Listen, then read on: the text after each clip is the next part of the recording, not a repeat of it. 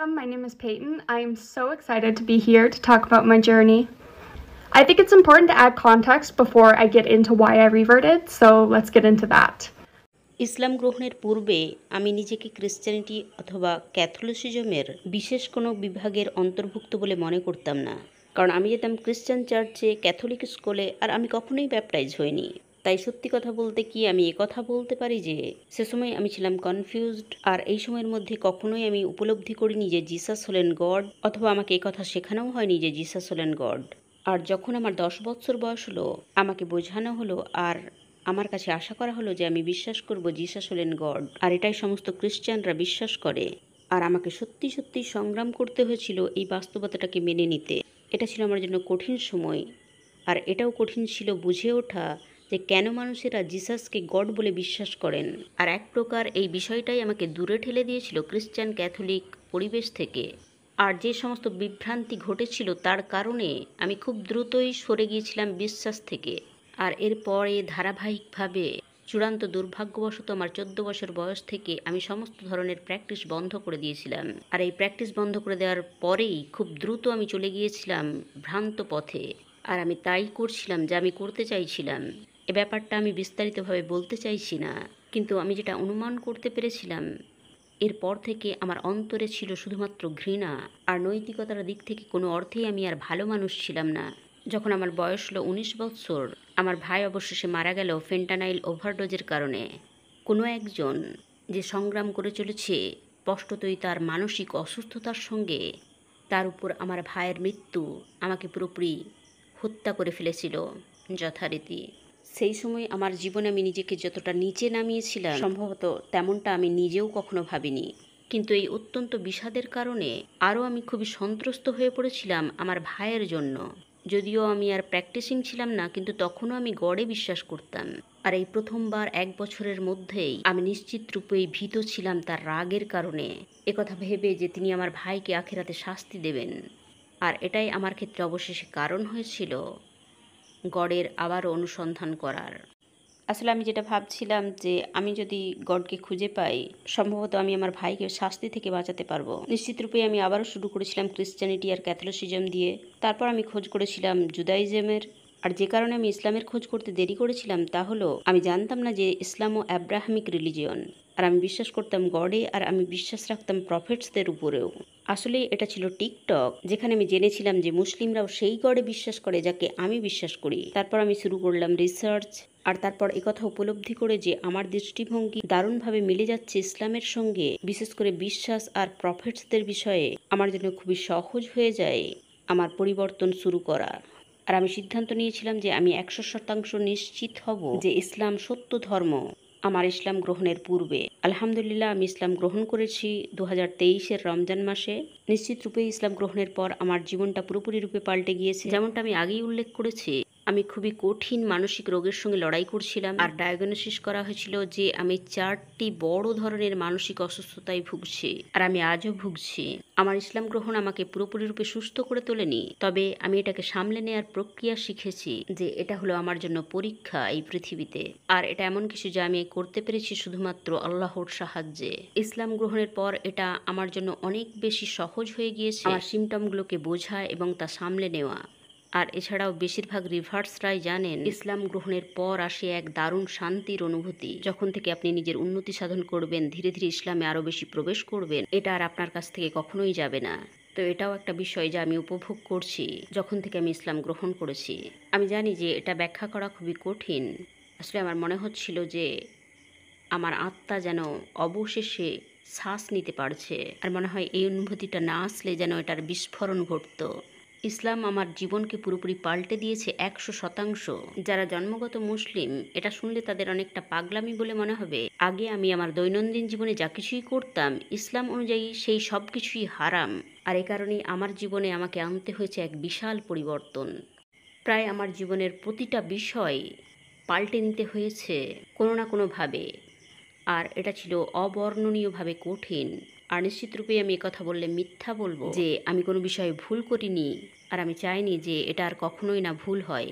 কিন্তু যখন আমি কোনো কাজ করতে শুরু করেছি তখন আল্লাহ সাহায্য করেছেন এটা করতে। আমি এটা উপলব্ধি করেছিলাম যে আমার জীবনের উন্নতি ঘটছে। আর এর বিশাল উদাহরণ হলো যে আমি এখন শান্ত হয়ে গিয়েছি। আমি ছিলাম খুবই কর্কশ, আর কানাডাতে শান্ত হওয়াটা মোটেও স্বাভাবিক বিষয় নয় কোনো অর্থেই। তাই বুঝতে পারছেন যে এখানে শান্ত থাকাটা কতটা কঠিন। শান্ত হওয়ার পদক্ষেপ নেওয়া এই সমাজে যারা মনে করে অ্যালকোহল হলো মজা করার একমাত্র উপায়, এক বিশাল পদক্ষেপ সঠিক দিকে। আমার মতে অনেক জিনিস যা আমার মনে হতো যে আমার প্রয়োজন, আসলেই সেগুলো ছিল আমার হতাশার কারণ। আর যখন সেগুলো থেকে আমি দূরে সরে এলাম, আমি দেখলাম যে আমি অনেক বেশি ভালো আছি। আমার রিভার্সদের বলতে ভালো লাগে, যখন আল্লাহ আপনাদের কাছ থেকে দুনিয়াবি কোনো বিষয় কেড়ে নেন, তিনি তার 10 গুণ বৃদ্ধি করে আখিরাতে আপনাদেরকে তা ফিরিয়ে দেন। আমার পরিবারকে বিষয়টা জানানোও ছিল বেশ ভয়াবহ। আমার বাবা ছিলেন একজন এথিয়েস্ট আর আমার সৎ মা ছিলেন একজন ক্যাথলিক। যদিও আমার বাবা আমাকে ও আমার ভাই বোনেদের দিয়ে রেখেছিলেন ধর্মীয় স্বাধীনতা, আর আমাদের অনুমতি ছিল আমরা যে কোনো বিষয়ে অধ্যয়ন করতে পারি এবং তা বিশ্বাস করতে পারি। আমার ড্যাড শুধুমাত্র এ বিষয়ে জানতে চেয়েছিলেন। যদি আপনারা মনে করেন যে আমার ড্যাড এ কথা জানার পর আমার ধর্ম পরিবর্তন নিয়ে তার কোনো সমস্যা হয়নি, দুর্ভাগ্যবশত আপনারা হবেন ভুল। কানাডাতে ইসলাম ছিল খুবই ট্যাবু সাবজেক্ট, বিশেষ করে হোয়াইট কমিউনিটিতে। ইসলামের ব্যাপারে যে ভুল তথ্য এবং প্রচার আমাদের ব্রেনের মধ্যে ঢুকিয়ে দেওয়া হয়েছিল খুবই ছোট্টবেলা থেকে, তার ফলে এ বিষয়ে সঠিক কোনো জ্ঞান আমাদের ছিল না। শুধুমাত্র আমাদের এটা বলা হয়েছিল যে এটা খুবই খারাপ। তাই আমার বাবাকে জানানো যে আমি সেই ধর্ম গ্রহণ করতে চলেছি যা তার পছন্দ নয়, আমাকে খুবই ভীত করে তুলছিল। আমি সিদ্ধান্ত নিয়েছিলাম যে ততক্ষণ পর্যন্ত আমি অপেক্ষা করব যতক্ষণ না আমি 100% নিশ্চিত হই যে আমি কনভার্ট হতে চাই। আমি আরও শুরু করতে চাইছিলাম হিজাব পরা। তাই অবশেষে তাকে জানাতেই হলো। যখন সময় এলো, আমি আমার বাবা এবং সৎমাকে নিয়ে বসলাম আর তাদের সব কথা খুলে বললাম। আমার সৎমা খুবই কনফিউজ হয়ে গেলেন, আর আমার বাবা তিনি বেশ হতাশ হলেন। আপনারা বুঝতেই পারছেন যে তারা আমার জন্য ভীত ছিলেন, আর তারা চিন্তিত ছিলেন যে কেন আমি আমাকে এই বিপদের মধ্যে ফেলছি। আর একটা লম্বা আলোচনার পর আর হাজার হাজার প্রশ্নের পর আমার সৎমা আমার পক্ষে এলেন, আর তিনি অবশেষে বুঝতে পারলেন যে যা কিছুই তিনি ইসলাম সম্বন্ধে ভাবতেন তা ছিল ভুল, আর তিনি আমাকে এই বিষয়ে সহযোগিতা করতে লাগলেন। আর আমার বাবা একটু হলেও আমার উপর রেগেছিলেন, কিন্তু আমার মনে হয় যখন তিনি আমার জীবনের পরিবর্তন দেখলেন, তিনিও আমার পক্ষে চলে এলেন। এতে জাস্ট একটু সময় লেগেছিল। আমার ইসলাম গ্রহণের পিছনে সবচেয়ে প্রভাবশালী ছিল হিজাব। যখন আমি ইসলামের খোঁজ করতে শুরু করেছিলাম, তৎক্ষণাৎ আমি ভালোবাসায় পড়ে গিয়েছিলাম ইস্টার্ন মডেস্ট ফ্যাশনের। এমনকি আমি ভেবেছিলাম যে যদি আমি মুসলিম নাও হই, আমি হিজাব পরব আর শালীন পোশাক পরা শুরু করব। কিন্তু অনুগ্রহ করে বিভ্রান্ত হবেন না, ফুল টাইম হিজাব পরা আমার জন্য ছিল খুবই কঠিন। আর আমি মোটেও এমন ভান করতে চাই না যে এটা ছিল আমার জন্য খুবই সহজ। সত্যিকার অর্থে আমি একথাও বিশ্বাস করি যে হিজাব হলো মহিলাদের জন্য একটা পরীক্ষা। অত্যন্ত গরমে এটা পরা মোটেও আরামদায়ক নয়। সহজ কথায় এটা খুবই অসুবিধাজনক। কিন্তু এটার অর্থ এই নয় যে এটা মহিলাদের জন্য বাধ্যতামূলক নয়। আমি মনে করি যে এটার উভয় দিকটাই দেখা দরকার, বিশেষ করে ওই বোনেদের জন্য যারা সংগ্রাম করছে হিজাব পরার জন্য। আমি প্রথমত বাড়িতে হিজাব পরা শুরু করেছিলাম। আমি যখন হিজাব পরা শুরু করেছিলাম, আমি নিজেই নিজেকে বলেছিলাম যে আমি তখনই এটা পরব যখন আমি নিজে চাইব। যেহেতু আমার এই ইস্টার্ন ফ্যাশনটা ভালো লাগতো, সেই জন্য আমি বাড়িতে যতক্ষণ থাকতাম ততক্ষণ আমি হিজাব পরে থাকতাম।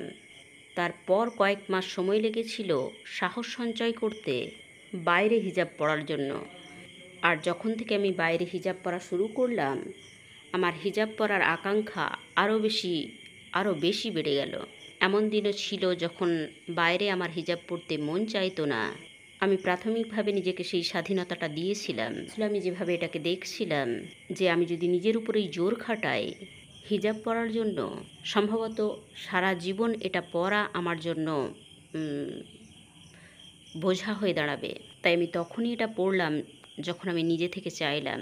আমি নিজের উপর মোটেও জোর খাটাইনি, আর আমি রিভার্ট বোনেদের সেটাই করতে বলবো। কারণ যখন থেকে আমি এটা নিজের থেকে পড়া শুরু করলাম, আমি কখনোই এটা অনুভব করিনি যে আমার এটা খুলে ফেলতে ইচ্ছে করছে। কারণ আমি নিজেকে সময় দিয়েছিলাম হিজাবকে ভালোবাসার জন্য। আর বর্তমানে আমি যখন হিজাব পরি, আমার কোনোভাবেই মনে হয় না যে আমি সমাজকে দেখানোর জন্য পড়ছি। এখন আমি জানি যে কেন আমি হিজাব পরছি। তাই আমি বোনেদের বলবো, যারা হিজাব নিয়ে সংগ্রাম করছেন, অন্যের কথায় মোটেও কান দেবেন না। শুধুমাত্র আল্লাহর কথা শুনুন আর নিজের অন্তরের কথা শুনুন। তখনই এটা পড়ুন যখন আপনার অন্তর পড়তে চাইবে। আমি আপনাকে প্রতিশ্রুতি দিচ্ছি যে আপনি যদি ধৈর্য ধরে হিজাব পড়তে থাকেন, আপনি হিজাবের ভালোবাসায় পড়ে যাবেন, যেমনটা আমি পড়েছি। That is my story. It's a little bit bittersweet, but I couldn't be happier where I am today. Thank you guys so much for listening to my story. And assalamu alaikum. I hope that you have a wonderful, wonderful week.